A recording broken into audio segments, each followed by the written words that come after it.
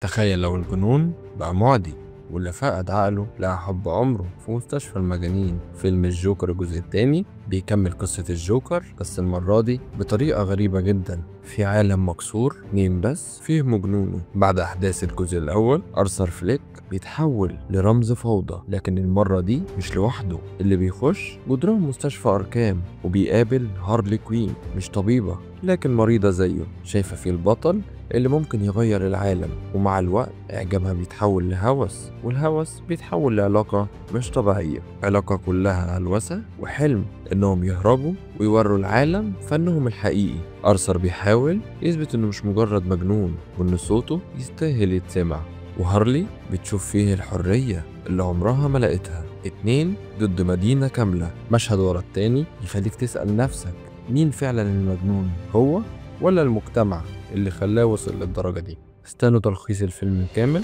متنساش تعمل لايك وشير، تشترك في القناة عشان يوصلك كل جديد.